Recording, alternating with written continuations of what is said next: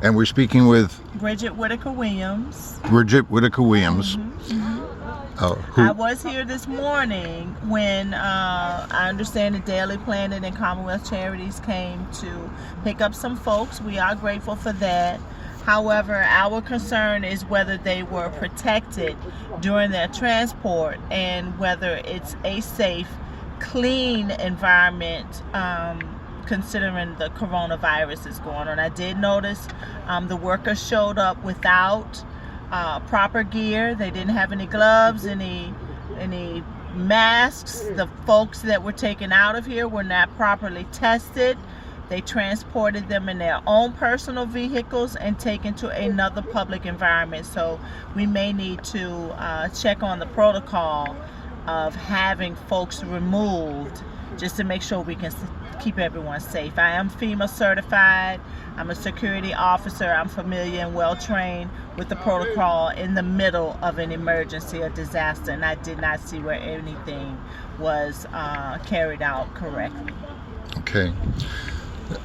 So at this point, are you worried about the camp actually being closed? I'm worried about the camp being closed. However, I mean, clearly we can't have folks out here forever. My main concern now is cross-contamination, because already some of those folks have come back to the camp from the hotel that they were taken to. I understand it's a very bad hotel. Sanitary is awful, and they do have bed bugs. So now we have to try to keep our campers separated from the folks that they took out of here, just to avoid cross-contamination. The last thing we want down here are bed bugs from this hotel that they're taking folks to. And is the city still saying that by the end of the month, by the end of March? We haven't gotten any clear information on exactly what the plan is. I don't even think the folks who were taken out of here were given good information, enough for them to make a legible decision, a good decision on whether they want to actually go or not. I understand it's a 2-week temporary arrangements, them having use of the hotel, but no one can give them information beyond that. So they're afraid to leave their tent and lose their space because there's no communication as far as what's going to happen after the 2 weeks that they're allowed to stay at the hotel. So it's still a lot of gray area where people really don't know what's going on.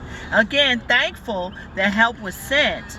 However, they don't know how they're going to eat while they're at the hotels, if supplies and things are going to be provided for them, or are they just taking them out here just for the sake of saying, okay, we got them a spot, let them figure it out from here. So when they were here, they had a tent, they had food, they had social services, and now they're in a hotel without that support. Keep them safe. Exactly. We had stopped the public from coming in, so we were able to keep them isolated. The goal was to have this building open.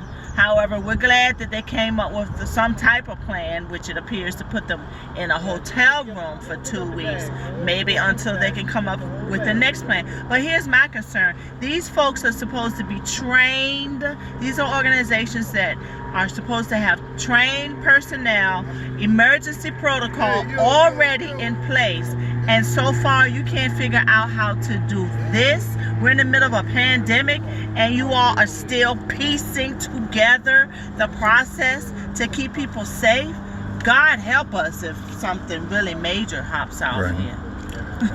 Miss Rhonda Sneed, Yes. Director of Blessing Warriors RVA, is there anything you'd like to add and let the public know about the situation that exists now? I mean, here it is. How many days we have the water our own hand? Look at the lady right there.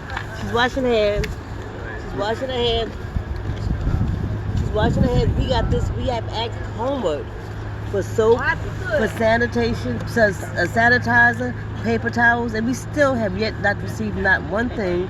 And the mayor's online on his wherever he's requesting soap, gift cards, food for the homeless. Now, what homeless? We can't get soap. We've been trying to get soap for now for 4 days. 4 days. 4 days at least. They've not given us one bottle of water, not one can of anything, not anything. In more than 30 days, because remember that big council supposed meeting was held here February on February the 5th. We haven't received anything. It's like a whole month and a half, and we haven't even gotten a case of water brought down here. They have turned on the spigots for us. Yeah, we did get that. We did get that, so we can fill that up because we was going through gallons of water a day.